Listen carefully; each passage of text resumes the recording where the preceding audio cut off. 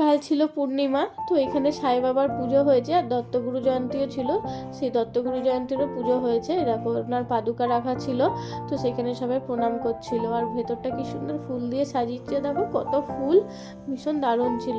আর এখানে একটা পা রাখা ছিল এক জায়গায়, সেখানেও সবাই পাদুকা রাখা ছিল, সবাই প্রণাম করছিল। আর জানো দেখো দোলনাতেও ওনার পাদুকা আছে, সবাই টাকা দিচ্ছিল, প্রণাম করছিল। আর সব থেকে বড় কথা যে আমি মন্দিরে লাইন করে ঢুকেই যেই ঢুকেছি আরতি শুরু হয়েছে।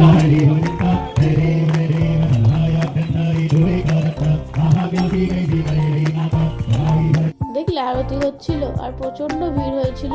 তো এক এক করে সবাই ঢুকছিল, ঢুকে একবারে প্রসাদ নিয়ে তারপরে বেরিয়ে যাচ্ছিল। খুব সিস্টেমটা ভালো ছিল। আর দেখো গাছটাও কি সুন্দর সাজিয়েছে, সবাই পুজো করছিল গাছেও। এটা কিন্তু ডুমুর গাছ, দেখো বুঝতে পারছো কিনা, ডুমুর হয়ে রয়েছে।